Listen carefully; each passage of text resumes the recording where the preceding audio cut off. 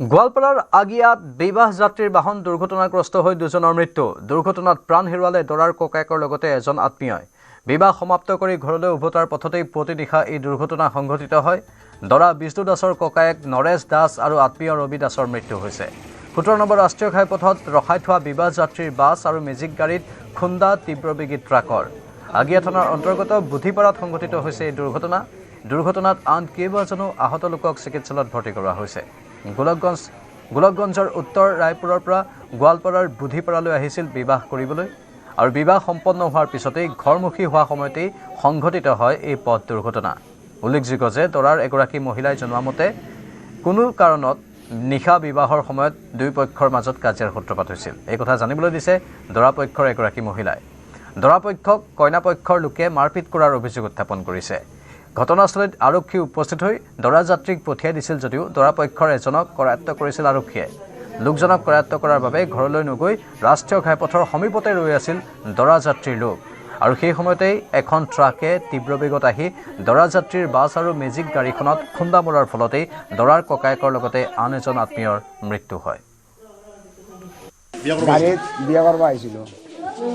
আহি পিনে তাতে আমি গোলগঞ্জৰ পৰা ধুবুৰী ডিষ্ট্ৰিক্ট গোলগঞ্জৰ পৰা বিয়া কৰিব আহিছোঁ। তাতে কিবা একটা জেং লাগিল বিয়া বাৰীতে। সমাধান কি পুলিচে আহিলে, পুলিচক ফোন কৰিছিলে, পুলিচে আহিলে। অহাৰ পিছত সিহঁতক হাল্লা চিল্লা বন্ধ কৰিলে আৰু আমি কি কৰিলোঁ সৰু গাড়ী এটা গাড়ীটো লৈ আহিলোঁ, আগত ওলাই আহিলোঁ, দৰা কইনা লৈ আহিলোঁ আৰু দুটা মেজিকটো আৰু এই বাছটো মানুহবিলাকে উঠাব লাগিব। উঠাই পিনে আহিছে পুলিচে জবৰদস্তি উঠাই। দুটা গাড়ী মেজিকটো আগত আছিলে, বাছৰ আগত আছিলে। বাছটো দৰা কইনা একো হোৱা নাই।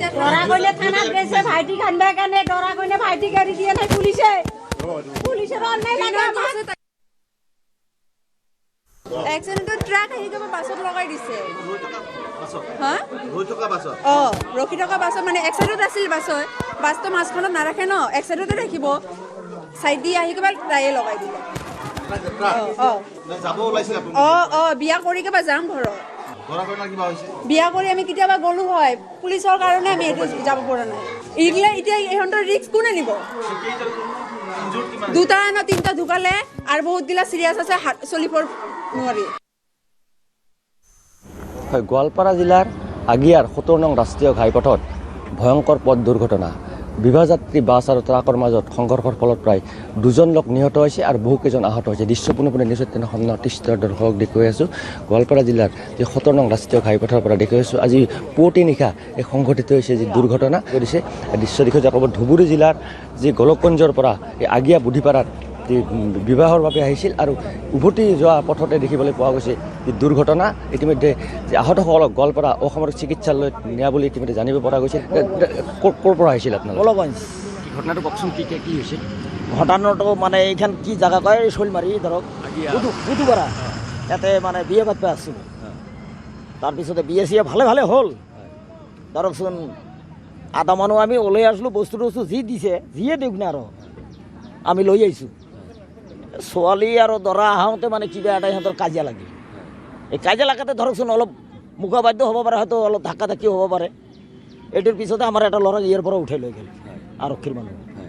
এই লৈ যোৱাৰ পিছতে মানে আমাৰ গাড়ীখন তাতে এই হোটেলৰ ফিল্ডত আছিল, কিন্তু গাড়ীখন আমাৰ তাতে ৰূপে নাই দিলে, ওলায়াৰ পৰা গাড়ী।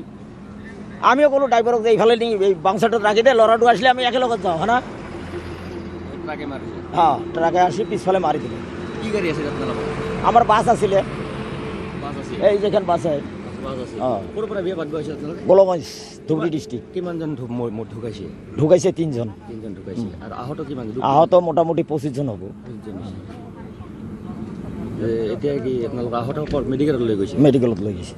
ডেড বডিকো দিছোঁ, ভালটোকো দিছোঁ মেডিকেলত। দৰা কইনা ভালেই আছে? দৰা কইনা ভালে আছে। ধুবুৰী জিলাৰ পৰা আহিছিল? ধুবুৰী জিলাৰ পৰা।